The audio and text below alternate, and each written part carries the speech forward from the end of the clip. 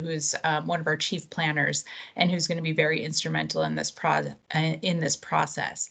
But just to give you a little bit of an overview, very big picture, wide lens. This is a citywide project, citywide comprehensive plan, as Julia mentioned, that we're going to be focusing on land use and equity in this presentation, which is going to be a key focus of this process as we move forward. But the scope of the project, I want to emphasize, is the land use plan, a citywide land use plan for the city of Dallas. Right now, we have some piecemeal land use plans. This is going to be citywide, and it's a little bit different than a lot of other comprehensive plans where you'll see, several different chapters. This is going to be focusing on the land use, and it was approved by City Council last year. So this is a city-initiated process with all council districts on board. We have two funding sources for about a total of under $650,000, both from the city and from the county. Next slide, please. And we do have a lot of people working on this project. We've got a lot of different things that, different groups that we're working with to make sure that this is looked at in a comprehensive light. So obviously we've got Planning and Urban Design Department. A lot of ways this is all hands on deck for planning and urban design. We will be working directly with our consultants that we have on this, that I'll be going through who's on the consultant team in a little bit. We are primarily in charge with contract management with the consultants, also looking at stakeholder engagement. One of our key pieces in this is making sure that the community is involved in this process and all different stakeholders throughout the city and throughout the area. We will be working on the plan development, actually developing and writing the plan, and looking at those preliminary land use analysis as well as the marketing as we move forward. Next slide, please. And then we also have a really great group of consultants that are going to be helping us with this process. Throughout the process, the primary contractor that we're working with is House of Levine. They're going to be helping us with the scenario planning, coming up with land use and place types, and really vetting that throughout the 18 months that we'll be working on this process. We also have Norris and KSG, as well as tools, so we can be looking at some of the mobility components and the transit-oriented development components of this process as well. And then we're moving into, next slide. We also have a technical committee, which I think is so key with this process, just because it's such a huge scope. So looking at, input from TxDOT and DART and the COG and all the different school districts and colleges and universities and housing providers, and making sure that we have a technical lens looking at this project throughout the several months that we'll be working on it. And then if we can go to the next slide, please. And we're really excited about this because we just had our first meeting on Monday with the Comprehensive Land Use Committee, and a super dynamic group. Many of you may have been able to log on to the meeting. It was the very first kickoff meeting, and we had a lot of great questions from the group. A lot of those questions came up about, equity and how we're going to make sure that this is an equitable process. We will be going to the committee at various points in the process, doing check-ins with them, making sure that we're getting feedback and input from this committee, going back and forth. They will be advisory to the overall City Plan Commission. So I think that this is a really great resource to us as we work through a lot of these different issues that we'll be going through this process. And next slide. And with that, I will pass this to Lawrence, who will lead us through the next couple of slides. Thank you. Thank you, Andrea. As Andrea mentioned, my name is Lorin Carter. I'm the chief planner, one of the chief planners within planning and urban design, and also serving as the project manager for Forward Dallas. Just want to give a shout out to also Brian Price and Joe Moss, who are also deputy project managers on the team. So to understand the relevance of this plan, is important to know where it sits in relationship to other plans that the city has developed. So there are multiple types of plans in the city, policy plans, facility plans, services plans. The comp plan is one of the policy plans that works in tandem with the other policy plans to set strategic direction and guidance for the city. Other recent policy plans that you all might know about include CCAP, our comprehensive environmental and climate action plan, and Connect Dallas, which is our transportation mobility plan. The goal of this plan is to be in coordination with other plans within the city, to cross-reference each other and maintain a living relationship as future decisions are made. Next slide. So unlike traditional comprehensive plans and actually the original ForwardDallas plan, which covers other topics outside of land use, including transportation, housing, parks, the ForwardDallas Comprehensive Land Use Plan update will focus on land use specific items. So the original ForwardDallas plan in 2006 had 7 policy sections. Most of those policy sections, including environment, economics, have been updated through more recent plans, including CCAP and the mobility plan. But that leaves 2 policy sections, the land use section and the urban design element, that will be updated through this plan. So hence why this is called the ForwardDallas Comprehensive Land Use Plan Update. Next slide.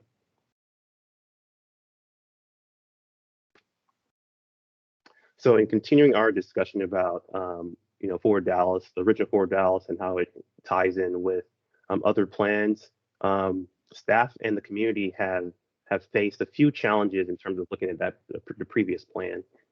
First of all, the previous ForwardDallas plan didn't really fully address racial inequities in land use. This plan will acknowledge the harms that were done from past land use policies, and also address how to move forward in correcting those wrongs. Secondly, neighborhood plans weren't really formally integrated into the process. So it's important that we look at how we develop land use in concert with what the community wants to develop for their neighborhood. And thirdly, implementation or a lack thereof was something that wasn't emphasized in the previous plan. That's something they're going to be focused on in this go around. Next slide. So also in 2006, when ForwardDallas was developed, it didn't really keep up to date with the new plans and policies that were developed in the last 15 to 17 years. So we want to make sure that the policy recommendations come up to speed with the other policy documents that have been created over time.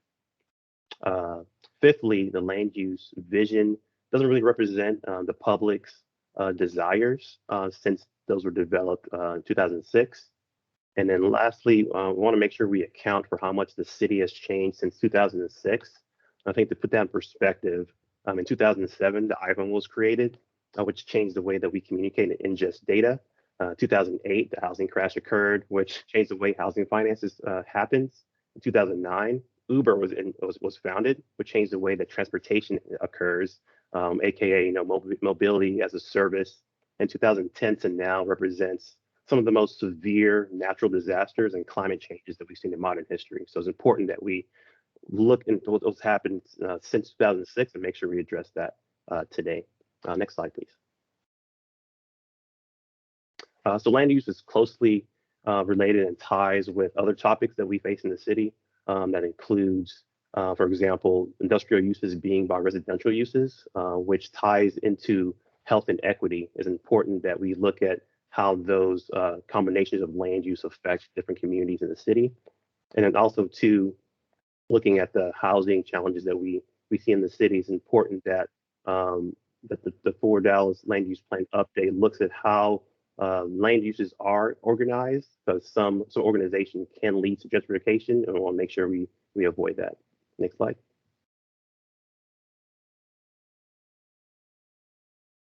And when you talk about land use, you have to talk about mobility and connectivity. Transportation is basically the stitching element that connects how people and land uses kind of work with each other. So it's important that we look at how transportation and land use coincide with each other as we update this plan. And lastly, we want to look at how governance occurs. So I'm not going to delve into zoning and land use and differences there, but zoning is the policing and implementation mechanism for carrying out land use decisions. So it's important that decisions that were made from a land use vision perspective can be carried through the zoning and policing and governance perspective, and making sure that the community's visions carry through. Next slide. With that, I'll hand it off to our engagement manager, Karen Riley.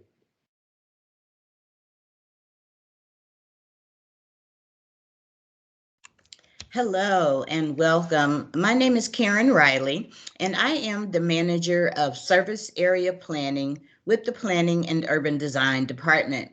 I would like to again welcome each of you to our first Forward Dallas Live meeting event.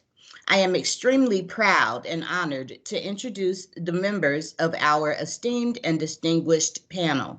First, we have Suzan Kedron. Suzan is a partner in the Land Use Practice Group of Jackson Walker. Ms. Kedron represents real estate developers, landowners, and public entities in various land use and real estate development issues. Ms. Kedron's practice focuses on several land use and development issues, including but not limited to zoning, development, and planning, green building, affordable housing, and litigation. Ms. Kedron is also the chair of Jackson Walker's Diversity and Inclusion Committee and the chair of the Dallas office's Business Development Committee. Next, we have Dr. Lorin Carter.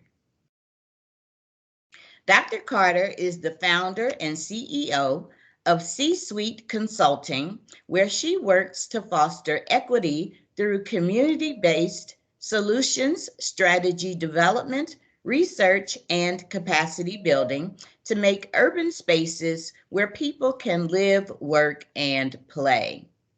Her work to facilitate the development of equitable communities and policies in Dallas has led to a record-breaking $6 million development investment by the J.P. Morgan Chase Foundation in the Dallas communities of South Dallas, West Dallas, and the neighborhoods surrounding the Trinity River.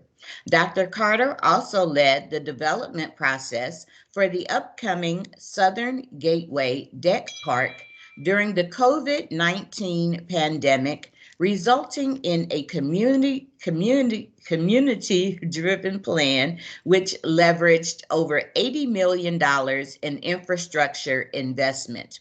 Her firm, C-Suite Consulting, was awarded the region-wide peer-reviewed Dunnigan Engagement Award for the creative and innovative community engagement on the project that resulted in a community-focused park design. Rounding out our panel, joining us today is Teresa O'Donnell. Teresa O'Donnell was appointed to the position of General Manager of Planning, Urban Design, and Sustainability in Vancouver, Canada, British Columbia, in April of 2021. Prior to being promoted to the new role, Ms. O'Donnell served as the Deputy General Manager of the department with a focus on current planning. Ms. O'Donnell has served as Planning Director in 3 major U.S. cities and has had the distinct honor of being the Planning Director and Assistant City Manager in her hometown right here in Dallas, Texas, where she spent almost 16 years. Her expertise and experience includes all facets of urban planning, building permitting and inspections, transportation planning, sustainability and resilience, economic development, and fair housing and equity. Thank you, ladies, for being with us today, and welcome. Today's forum is intended to be a conversation. We have created a few questions for our panelists, and following their responses, there will be a Q&A time.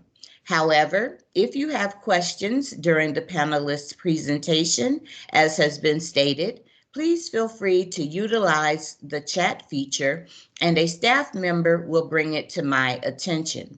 With that, let's get started. Our first question for our panelists is this. And each panelist will have an opportunity to answer this question, and then we'll move on to the next.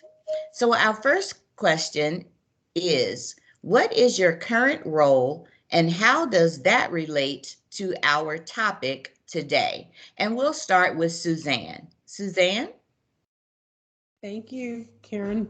First of all, I want to just say thank you for allowing me the opportunity to be here. I feel really honored to be in such good company as Dr. Carter and my good friend Teresa O'Donnell for many, many years. So thank you for having us. Currently, I do land use and planning and municipal law at Jackson Walker. I'm a partner there. I've been in the real estate industry for 30 years. I started off with an undergraduate degree in architecture and practiced in that area for a little while before going to law school at night.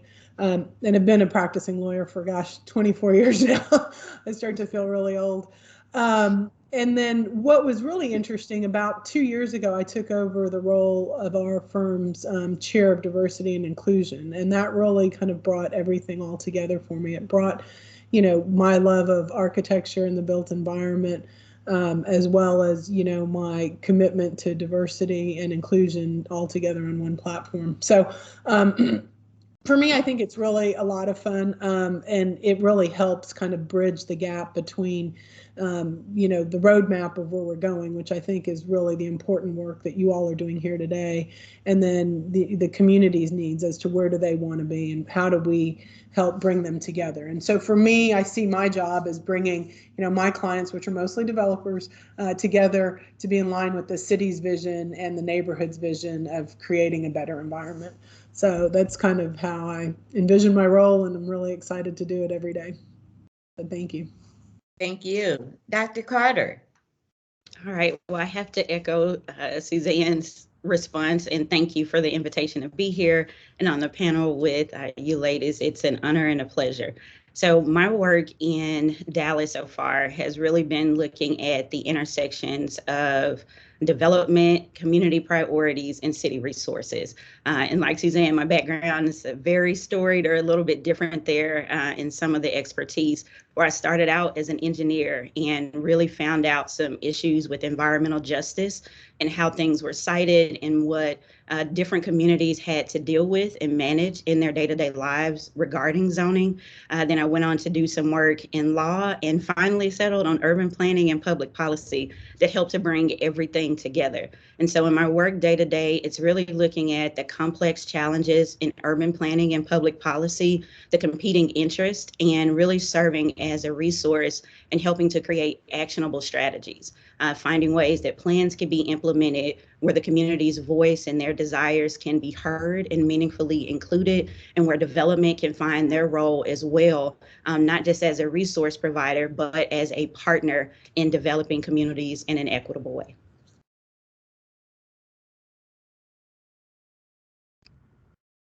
Thank you. Teresa? Well, good afternoon, Dallas. It is so nice to hear some Texas accents and see you all again. I've been gone for about 3 years, and I can't tell you how much I miss you. And like Suzanne and Dr. Carter have said, it's such a pleasure to be a part of this panel. When I think about what my role here is I guess Lawrence gave this brilliant criticism of the first Forward Dallas plan, and Lawrence, I guess I'll just say guilty as charged, right? I was the driver, I was the primary author of that first Forward Dallas plan, and you, Lawrence, you did a great analysis of the shortcomings and where it fell short. That was our first comprehensive land use plan. It was visionary, it was very high level, but boy, we just missed the mark in so many ways. So I think I'll take responsibility for that. I tried to amend my ways through Neighborhood Plus and Resilient Dallas, because I do think that it started to dawn on me as a land use planner that we had completely overlooked the racial inequities and the disparities that our current that the present growth strategy had produced in terms of outcomes and livability for for the city as a whole, particularly of people in underserved and communities of disinvestment and decline. That's the path that brought us there. And it was clearly time for a change. I know I heard a woman tell me back when I was working on the Housing Plus plan, the Neighborhood Plus plan, that her definition of white privilege, and I think I came to agree with it very quickly. Her definition of white privilege is, particularly in Dallas, is the ability to see only what you want to see. Right. And I think as the planning director, when we took that first ForwardDallas plan, we were focused on growth. And I had the luxury, I think, of focusing on those high growth areas, uptown, the transit stations, but we didn't take a look at those areas of disinvestment and decline and see where we were leaving the city behind. So I applaud Dallas for taking this bold move and starting the process of reconciling those past injustices. And I'm really looking forward to our conversation today. So thanks for including me on the panel. Absolutely. Ladies, our next question is this. Based on your experience, what are the key elements that the ForwardDallas update needs to address? And Dr. Carter, we'll start with you this time.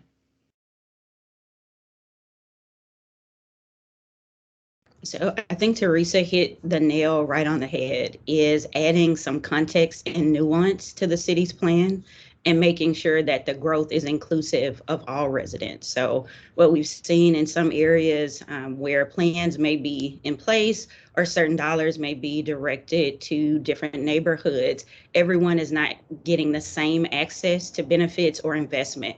And so when you build in a way that is disjointed, some of the city is thriving and then other parts are still struggling to find the necessary resources. So in going back through the plan, it's not just looking at the overall outcome. So we want more jobs, we want greater economic growth, but it's actually adding context to those metrics. So in our growth, we want to make sure that all of the areas of the city are growing by a certain rate economically. Or when we're building housing, it's not just the number of units, but how many units are not just in the affordable class, but also for the missing middle. There are a number of working people and professionals that are often left out of these discussions because it's normally either luxury or affordability. And most people thinking affordability at the lowest end of the scale, but affordability is for every resident. So can every resident in the city have meaningful access to housing that meets their needs? Do they have transportation that can get them from their home to quality jobs within or under 30 to 45 minutes? So taking a look at the different parts of the plan, making sure everyone has access, and also looking at the connections between the different parts. So housing shouldn't be created in isolation, transportation shouldn't be created in isolation, but finding ways where each one of those subject matters are fully connected so the people in the city, actually their quality of life is improving, not just one component of it. Thank you, Dr. Carter. Next, Teresa, same question. Based on your experience, what are the key elements that the ForwardDallas update should address?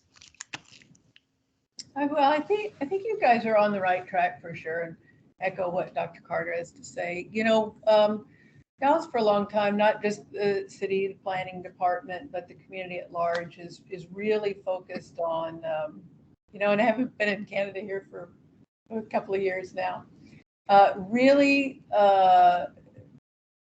focused on the economic drivers, right? And so I know that's always had been for a long time the measure of success, and particularly in our land use planning. Where were the TIF plans going to succeed? Where could we build the tax base? Where can a developer see a healthy profit on his return?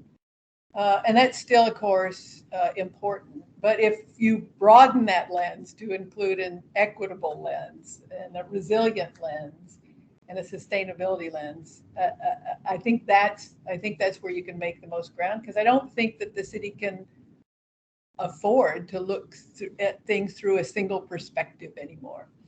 One of the things that I learned when we were doing the equity indicators was, the land use plan is the city's strongest budgeting tool. And what we knew back then, it's probably shifted a little bit, but the northern half of the city was carrying about 85% of the tax burden, right? Because there'd been so much disinvestment and decline in the southern sector that there hadn't been the capital investment to boost those areas and to boost that tax base. So you're really leaving a lot of opportunity on the table by not investing. And if you want a healthy, robust city, you want all parts of your city to be able to be prosperous and contribute and engage. And so by not finding new and creative ways to spur development and to invest, you're really shortchanging the city and as a whole, and shortchanging the taxpayer. So if you want to bring taxes down and keep services high, you've got to find ways to maximize that investment. I don't know your new mayor, but I know Mayor Rollins was keenly focused on seeing Southern Dallas as an opportunity and how you boosted that economic activity and really put that tax base to work. Thank you, Teresa. Suzanne, same question. Based on our experience, what are the key elements that the Forward Dallas update should address? I think, in my opinion, there's really only the one key element, and that's infrastructure. Where are the elected officials going to put, and how are they going to spend their money? Where are they going to put the emphasis on? So I think once that infrastructure driver is in place, everything else follows. I think if as a city you have extra money to spend or any money to spend, you have to really be defined and focused. That's what to me is exciting about this plan. So if the plan is truly developed with that equitable focus, I'm hoping that the infrastructure, it'll start to be a guide for some of that infrastructure. And once the infrastructure is there, in my opinion, I think everything else will follow. So many of these projects, they go where the infrastructure is, where it is, as Teresa mentioned earlier, where can people make money? I mean, that's, making money for a developer isn't a bad thing. It's a thing that really drives cities. It's what creates change. And in order to do that equitably, I think the city has to realize their part. And that's what I love about this plan, is that I think the city is realizing what's important to them, and then hopefully using this plan as a guide to how are they going to spend their money, where are they going to spend the money. And I think that, the development will follow, I hope, and, making it easier for projects to occur. So I think that's really the key driver, is where do we spend our infrastructure money? Thank you. And then our last question for the panelist group is, the City of Dallas has established a policy just a second. Okay, the City of Dallas has established a policy in which we need to approach everything we do from an equitable lens. Why do you feel equity is so important to land use? And I'll say that again. The City of Dallas has established a policy in which we need to approach everything we do from an equitable lens. Why do you feel equity is so important to land use? And Teresa, we'll start with you this time. Oh gosh, I was hoping I would go last. Okay, so that is a great question. And I think really one of the things the city, you may have already thought about this, is what that definition of equity is and how you measure equity.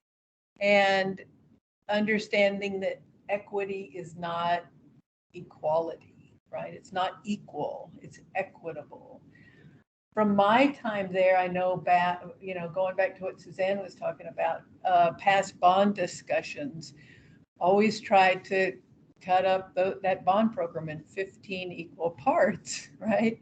And that was the approach that got us where we are today, right? So I think we have to start to define equity and start to understand that equity does not mean 15 equal parts, because some areas of the community are so much further behind other areas of the community that if it's equal, you never get caught up. You never correct that disparity. And so I think how the city defines equity, how you're going to measure equity, how you measure those outcomes are very, very important. Now, I think we started to address that in the equity indicators. And so I really hope that work continues. And it's hard. It's hard to figure out measurable outcomes for those things. It will be challenging, but boy, I really encourage the city to take on that work. Thank you, Teresa. We'll go next to Dr. Carter. Right. Did you need me to repeat the question? No, I'm good. Thank you. Okay. So I'll continue on that same point. And I think part of this is addressing historical disinvestment. So it's just not that these communities are in the position that they're in by their own free will, or that this has just happened, by chance. There were historical decisions that were made that directed funds, that directed development and infrastructure to different areas of the city.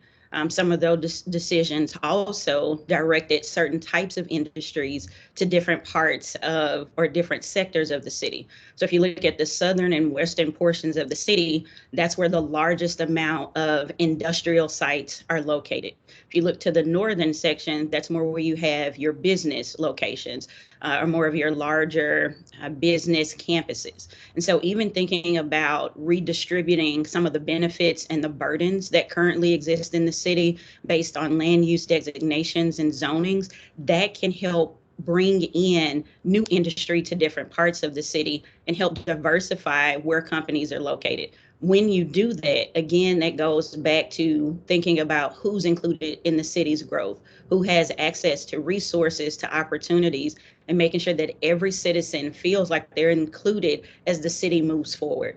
No one wants to be a part of a community where they feel excluded or left behind, but in several neighborhoods in the city, that's what's happened. Residents don't feel like their concerns or desires regarding zoning and investment have been heard, and then they see continuous decisions to replicate and continue certain industries that they've shown have not been as beneficial to their quality of life in their neighborhoods, sometimes even affecting their property values. And so equity is not just this term that we kind of hold off or have on the corner or something we should think about at certain times or with certain projects. It's a way to approach city development. It's a way to approach planning. It's a way to approach community involvement in the governing process. And so when equity is held and created and established as a core value, not just for a special project or in the Office of Equity, but when that goes throughout the city and all the partners that come into the city understand, hey, when you come to Dallas, everyone's included. Your project may not serve every demographic, but our goal is to make sure that the development that comes is distributed along the range of our residents. And so I think equity is important for the reasons of remedying historical disinvestment or decisions that have negatively impacted communities, of making sure that everyone can go forward, and actually building a city that, as Teresa mentioned, is resilient. If you have one portion that is very weak because infrastructure and investment is not in place and they have difficulty with meeting basic demands, then they're not in the position to grow. As Suzanne mentioned, companies won't want to relocate there if they have to go in and put in new piping systems and incur millions of dollars of investment for infrastructure that should already be in place. So it also helps in building a more resilient city and a more resilient economy. Very good. Thank you. Suzanne, your response to that question, please. Thank you, Karen. I think what's important, and I think you heard it with both the panelists, is also the idea of the inclusion piece to it. Like, you have to be able to have varying thoughts, varying uses, varying people, varying businesses, and all of that has to coexist together. And it has to do it in a way that's sensitive and caring and inclusive. and equitable to all. So that's what makes it so important. That's why this work that you're undertaking right now is so important, because we're starting the dialogue and we're going to continue that dialogue. It's something we do at our firm. Like when I took over being chair of our diversity and inclusion committee, when I took over, it was just the diversity committee. Well, we have now made it the diversity and inclusion committee. And throughout that, we have that continuing discussion of diversity, inclusion, and equity and equality throughout all of our discussions. So when you have every system, every person in the system talking about it, that's when I think you're going to see the change occur. And so, you know, it's not just we don't want this use here or that use here. It's how do we, as a city, what are the uses that are important to us? What uses do we want to keep within our city? And then how do we create placemaking and connectivity and infrastructure so that they can all, you know, get along together. So I think we're on the right track. I think we have work to do, but the fact that we're having the conversation, as long as we can keep it front of mind, I think that will definitely help continue the good work that's being started. Wonderful. Thank you all. So now we have individual questions that really relate to the work that you currently do in your current role with your current organizations. And so we're going to start with you, Suzan. We have a question for you. How can a more equitable approach to development benefit the private sector as well as the community?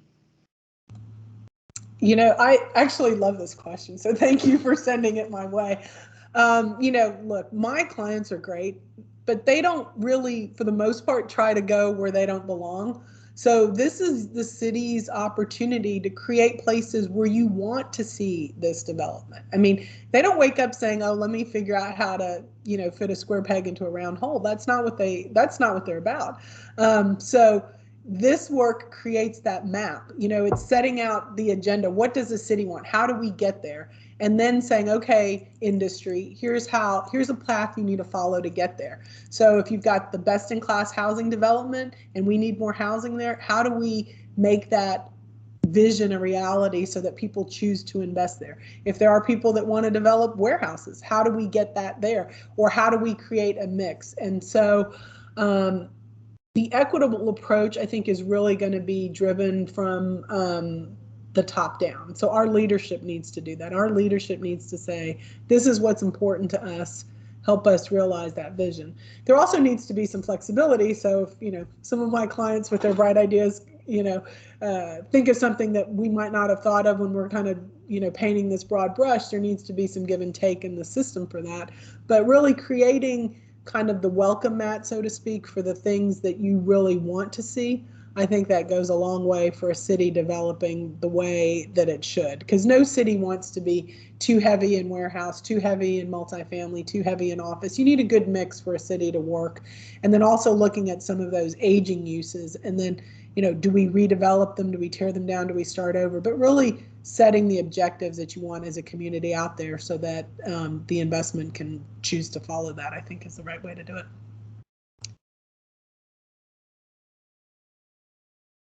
Thank you, Suzan. Dr. Carter, our next question is for you. Mm-hmm. What can the city do to help rebuild the broken trust within communities? Again, what can the city do to help rebuild the broken trust within communities? Right. I'm like Suzanne. I love this question too.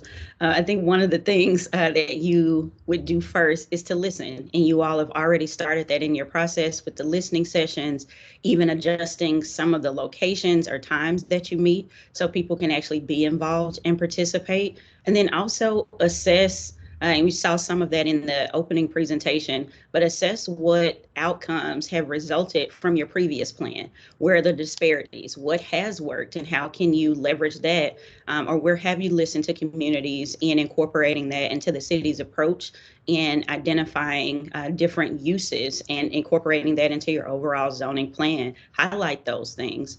And then the next thing would be to be action focused. Dallas loves plans, which are great. I mean, I have a planning background too. They're great. They give you a roadmap, but really lifting those plans off of the shelf and putting them on the street, putting them in communities, putting them in into places and commercial spaces, and giving, like Suzan said, giving the community, which includes developers as well, a roadmap to how we're moving forward, and actually put action behind it, and take what you've talked about, what you've written out, and begin to implement and continue to implement, and then adjust as you see things happening. Continue to assess. If something is working, then you want to do more of that. If you see there's, consistently issues with community feedback or the construction community or developer feedback, that's a note to go back and assess and take a look and say, well, maybe there's something here that we could add some flexibility, or we need to clarify what we're looking for so that it's clearer for everyone that's involved. And then another one is to think about, I know you all are working on this already, but a true path to neighborhood-led plans. What that does is, one, it allows the community's voice to be amplified and solidified in a plan that's adopted and recognized by the city. But it also helps the development community in knowing, if we pick a plan like this, there's already community buy-in. This is something that we know in this area would be supported. We may need to go in with specific details to get more feedback, but we already know this general type of construction project will be supported, and is being recommended or requested by the community. So using those different approaches in each one of those components to figure out better to comprehensively improve and not just target one thing, and to continue the work that you all are doing. These Dallas or Forward Dallas live sessions where you're pulling in different parts of the community, I think is a wonderful way to have real-time input as you're building, and to continue to incorporate those types of practices as you move forward. Very good. Thank you, Dr. Carter. Teresa, our next question is for you. You worked and lived in Dallas for many years. What are some planning best practices from Vancouver that could be applied to Dallas? Thanks, Karen. That's a great question. I was thinking about that today as I was driving in, and I think what Suzan was talking about is taking this broader, equitable and inclusive perspective on things and shaking off your old assumptions, right? Because Dallas has been doing things the same way I was raised in Dallas. My mom was raised in Dallas. I raised my daughters in Dallas for the first 12 years of their life. And when I left Dallas, I don't know if it's going on still, but when I left Dallas, there was this kind of ongoing conversation in the blogs and in, the social media about taking down that little highway loop. Is it 310 that connects kind of I-35 up around in Deep Ellum? Is it 310? Yeah, it's that little highway loop, right? And so they were talking about taking that down, right? And so a lot of cities are talking about taking highways down to grade and bringing more economic development in. We're having one of those same discussions in Vancouver right now. And the conversation is so much more advanced in Dallas, right? Because we're talking about bringing it down, but we're not talking about then selling it to the highest bidder for redevelopment. We're talking about returning it to the historical Black community that was devastated when the highway went through.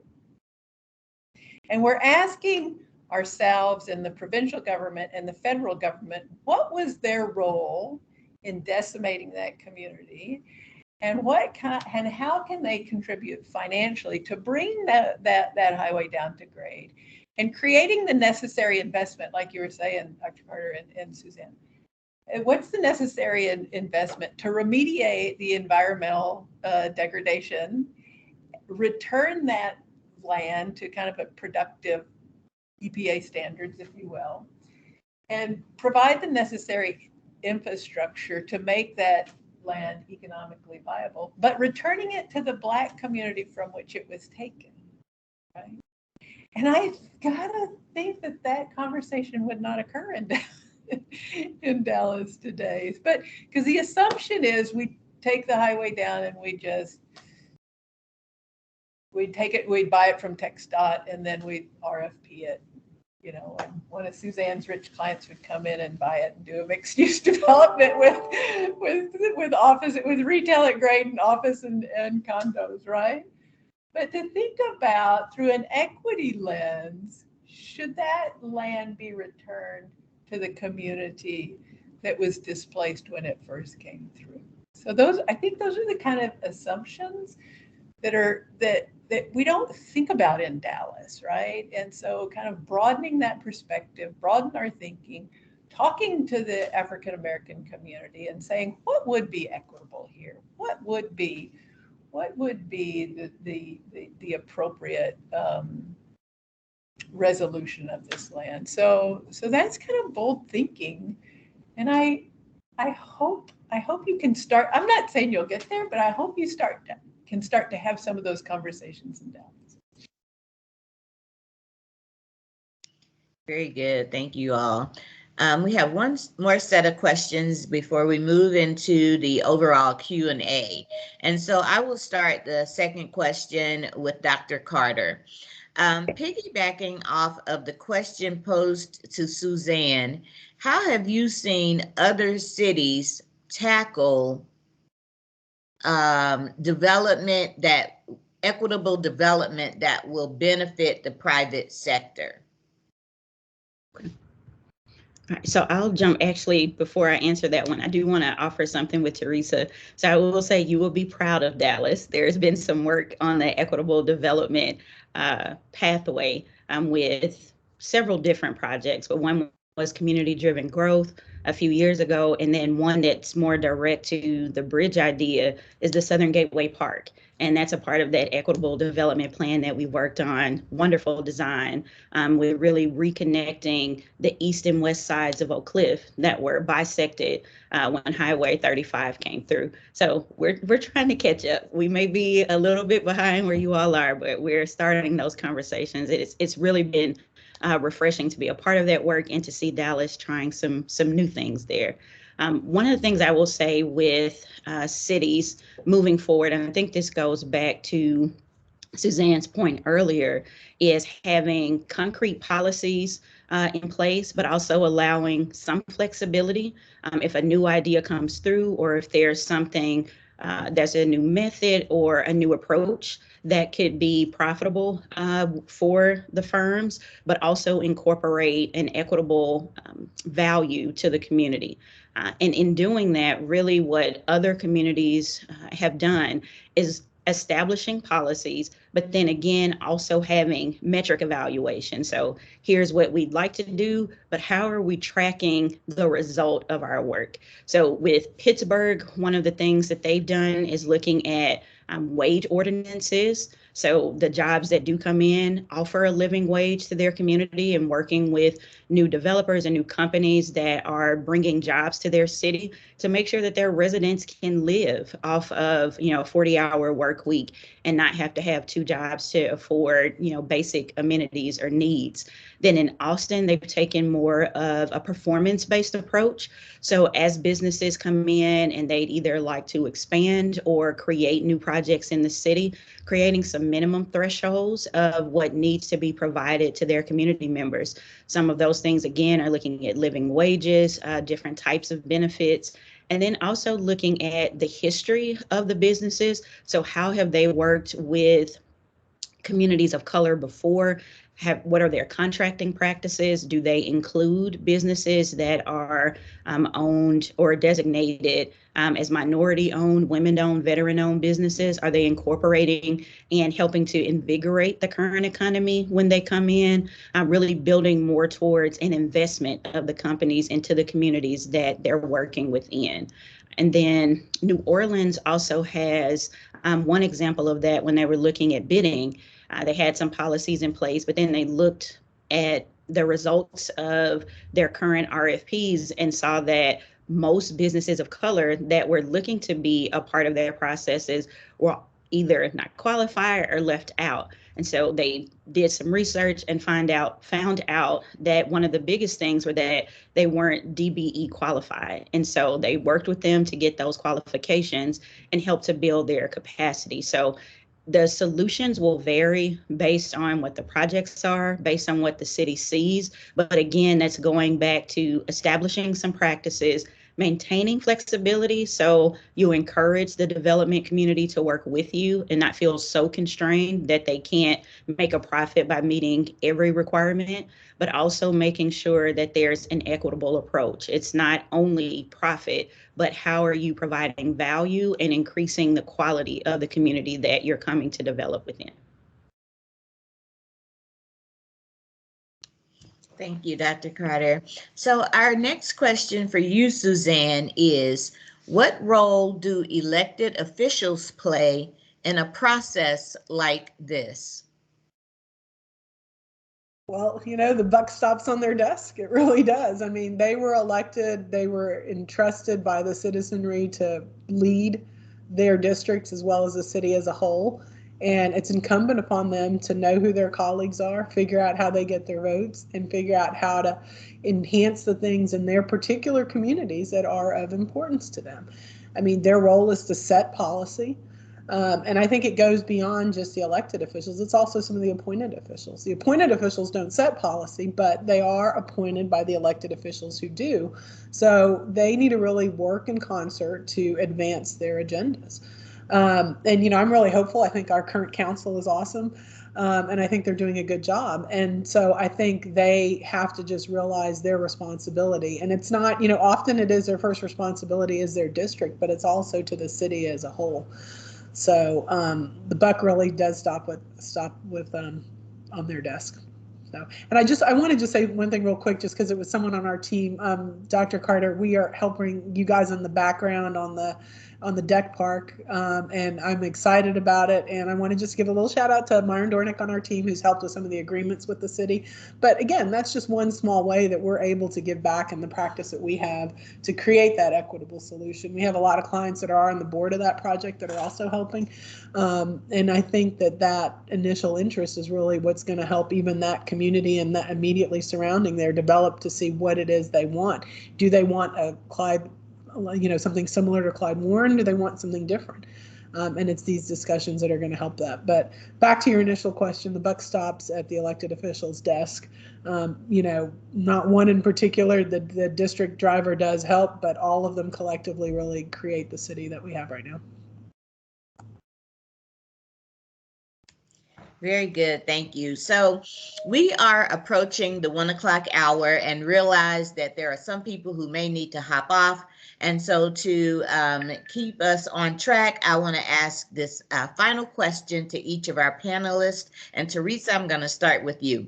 What role does the professional planning, design, and real estate community play in equitable development? Gosh, that's a great question. Thanks. And I want to piggyback off what Suzan just said about the Southern Gateway Park and what Dr. Carter was saying. As I recall, TREC raised $35 million for that park. And I wonder if the professional community is going to step up and raise $35 million for Southern Gateway, right? I mean, we have a role to play. We have a role to play there. I think one of because you've got a great elected leadership and appointed leadership, but they're only as good as the information you bring them, right? And the decisions that you put in front of them. And there will be hard decisions with this plan. And so I think it's incumbent on all of the planning professionals, whether they're planners or real estate attorneys or land use lawyers or TREC, AIA, we all have a role to play in making sure that we're providing really good information and really good sound decision-making tools.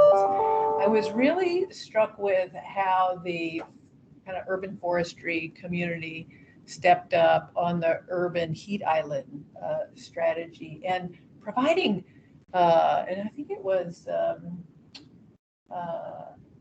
Texas Park. Well, I don't remember. It was one of the nonprofits that really stepped forward and did all this amazing mapping and data analysis. And that spatial analysis of data just really was game changer in terms of where are those urban heat islands, where's the intersectionality with community of color? Where are high asthma rates for kids, right? And where do we need to be planting trees? And why are all the land fills and the concrete batch plants? You know, what's the intersection between that and childhood asthma? And how does that play out in your land use plan? And when the city didn't have the time or the resources or actually the GIS mapping capabilities to do that work, the Nature Conservancy did that work for the city of Dallas. It was a game changer, right? And so I think we all have roles to play in terms of informing and educating our elected and appointed officials and bringing them the data and the information that they're going to need to shore them up when those hard decisions come, because those hard decisions will come at them, and there will be folks that won't want to approve this plan, and you're going to need data, and you're going to need facts, and you're going to need information on outcomes to get this plan across the finish line.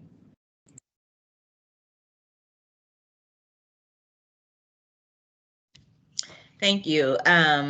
Dr. Carter, Suzanne, would either of you like to weigh in on that in terms of the role of the professional planning, design, and real estate community in equitable development? Sure, I'll go ahead. I think a great way to start with working with the city is to be candid but constructive. So candid about challenges that you faced, candid about issues you might have seen, even if it's permitting or issues that you found when you go into communities to develop. And then not only highlighting and identifying the problems or the issues, but coming with creative solutions. So how this was our issue, how do we move forward? How do we find a creative solution around this problem for this project, and then maybe incorporate that or use it to improve other processes? And then as you do your work, I know deals are primary, but also think about displacement. And it's not just the displacement of one structure, but also like the culture of the community. So when you come in, how does your work fit within the character and scale of an existing neighborhood? How can you meet your goal profit-wise, but also be of value to the community and not change the entire scale of what's around you to be part of that community? And just to continue to work through this. I know as the city is working through it, it's been a while. Like Lorin said, the last time we looked at this was before the iPhone. So there are some major updates that will be needed, but this is where your expertise is most needed and can shine, because you're the ones that are out there implementing the projects. You're going through the development process with the different parts of city staff. So your input is crucial to helping them improve their process and making sure that it's equitable to all parts of the community, which also includes you. You don't want to be so restrictive on development that nothing happens and then communities don't get the new resources and amenities they need. So y'all have to figure out how to work together, share your current experiences, but also share solutions on how to move forward.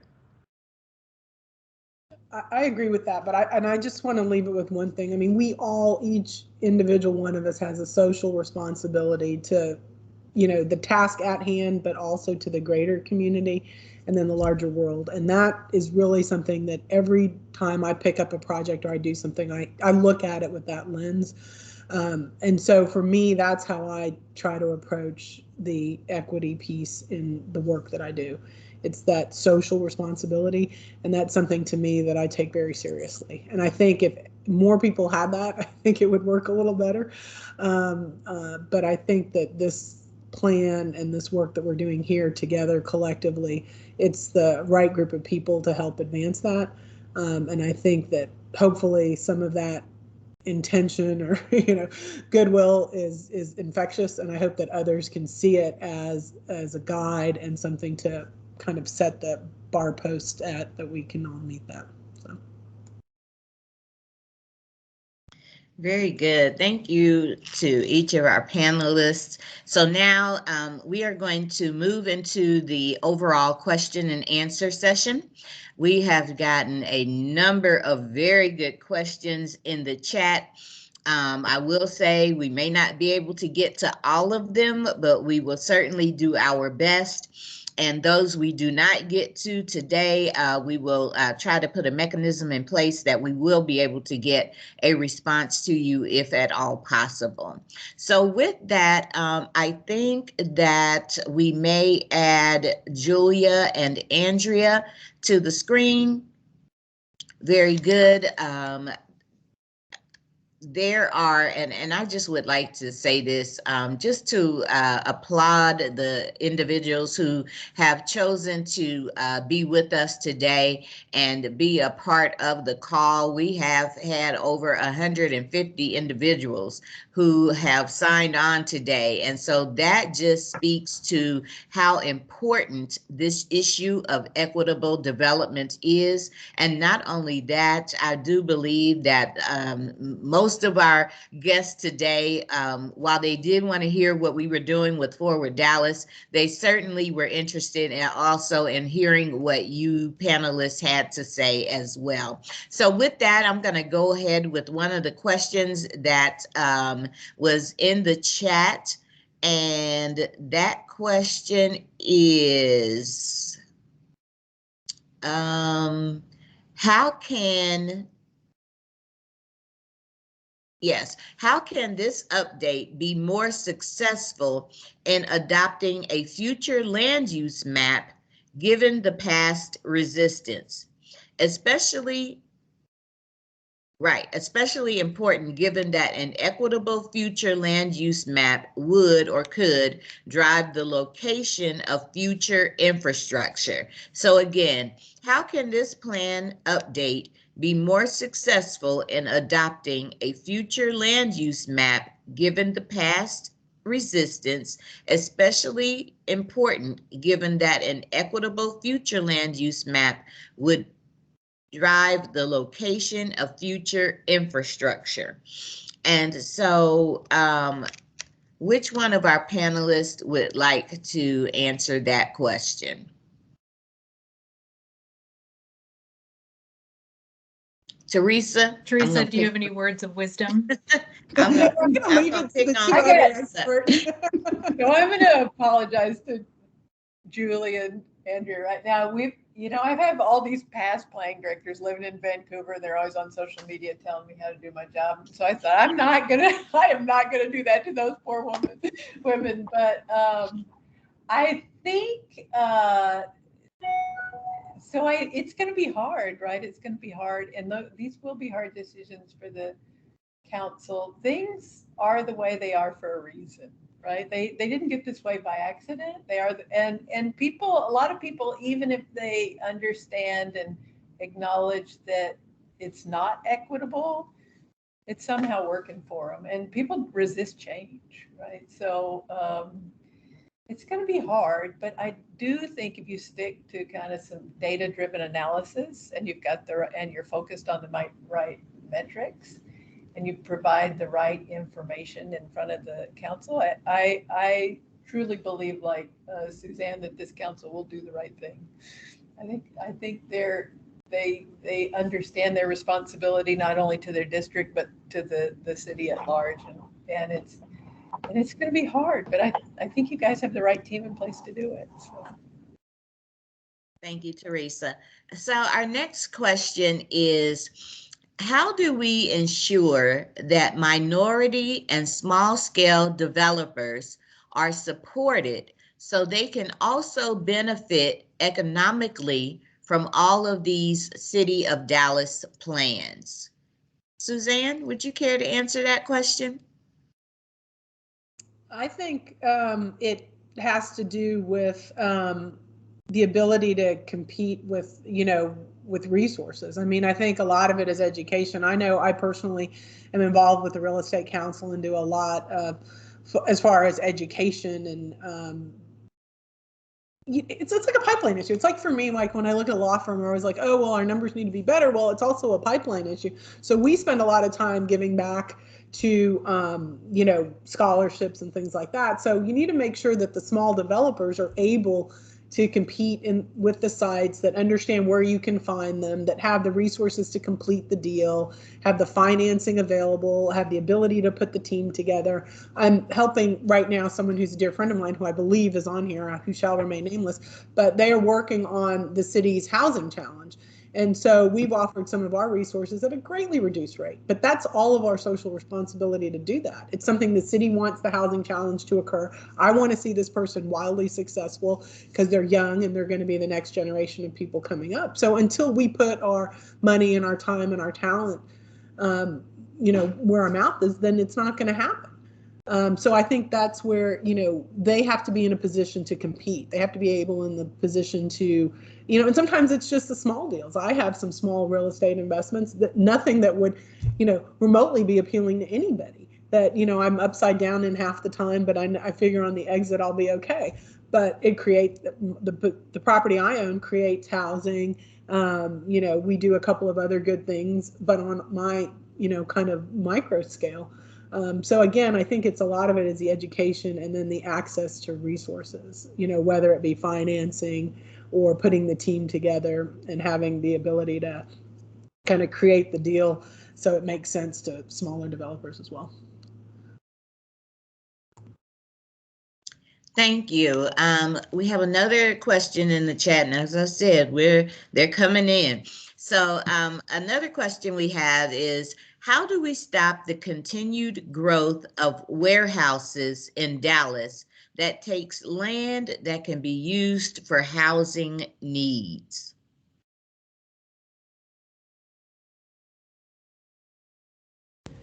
And I might be able to take a little bit of that. I think that's one of the key pieces of this land use discussion, right? We have to be really systematic and really dig into where these land uses go.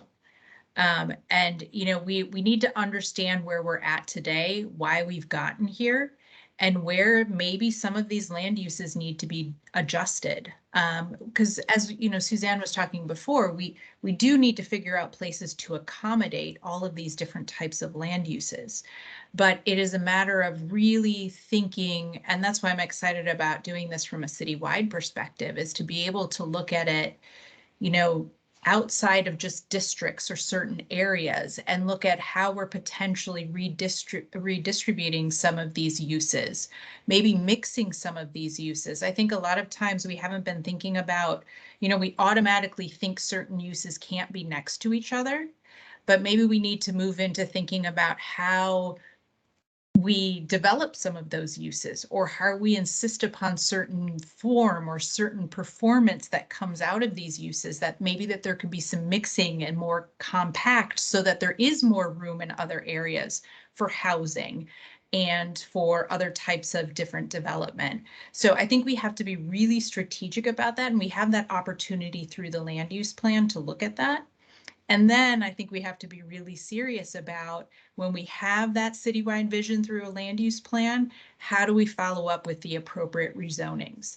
Because that's going to be a conversation that we've sort of been, you know, a little bit hesitant on, is this has to be followed up in order to implement these visions. It has to be followed up in many areas with different types of zoning. And you know, if we don't have it currently in our zoning code, I think we need to look at different ways and different types of zoning in our zoning code so that we can realize the vision.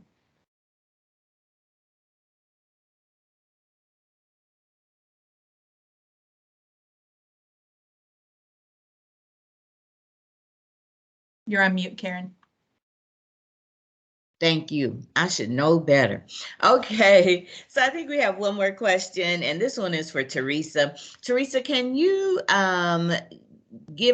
further discuss what you meant about returning the land to the affected community? You talked a little bit about that regarding the development of 345 and what it did and removing it. And so someone in the chat wanted to ask you to expound on that just a little bit a little bit, in that, is that historical community incorporated into a formal organization? So it's a very long and involved question, but I think the gist of the question is, when you talk about returning land to the affected community, discuss that a little bit more, and how that would work, and the redevelopment of that land by the community that was affected. Yeah, that's a good question, the mechanism, right? And we're working through that right now. We do have a memorandum of understanding with the Hogan's Alley Society, and we're trying to work through the mechanics of it. But it would be turn that property over in fee simple, right, for $1 or something. Now, the city has all kinds of real estate and laws and procurement laws that wouldn't let you do that today. And Suzanne knows that probably better than anybody, right? And there would have to be accommodations made in the current real estate policies. But that's what we're exploring right now, is just turn that land over to the society in fee simple, whether that's in some kind of a land trust or they create a nonprofit. We're working through the mechanics of that, but that's what that means.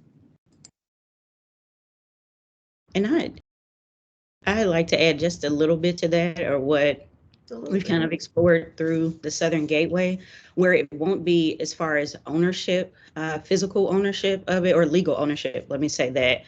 It's looking at returning that space to a public use. And so the design that we talked about through our community engagement was to take the community's input on what they wanted to see, how they wanted the space to be used, match that with professional expertise, because it is a deck park. So it's over the highway. There's some things that are possible and others that are not. But using that to create a plan and an outline for the park with programming and design that makes it a space that the community can own in a physical sense. So having resources available for kids to play, for community members to walk around, to even maybe see a movie theater, to have food trucks come in, to have health officials or resources to come to the community. Also thinking about community space. So if a community organization wants to host a meeting or an event where they could have a space to go that's within the Oak Cliff community and not have to go somewhere else to host those types of events. So the ownership of the space in our context and in the design was really taking it and bringing it back to a community use and purpose, and then being able for the community to connect east to west as well. So there are many different ways to do it. I'm really interested in Teresa's solutions. I want to follow up and hear more about that.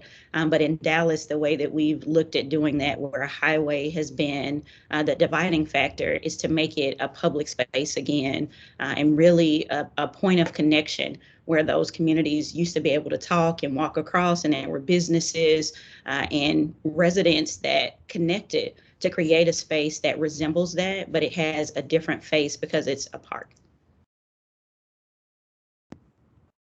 Very good, thank you. So we are at 1:15, and so I am again going to thank the ladies who have served on our panel today. Just kudos to you.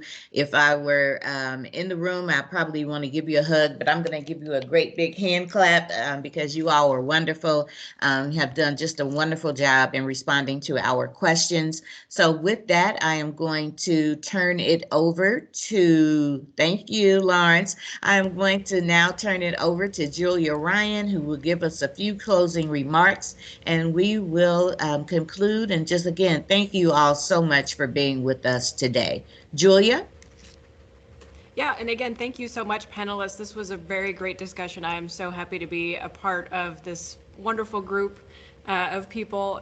So for those of you that are on the call, I hope you were able to take something away, and thank you for joining us.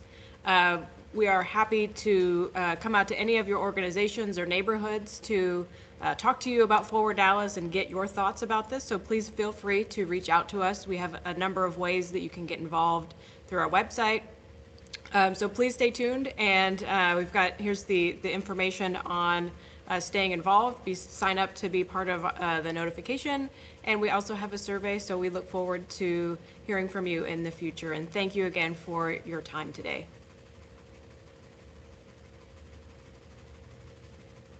Thank you guys so much. Appreciate it. Bye-bye. Thanks so much. It's great to see everybody. Absolutely. Thank you all.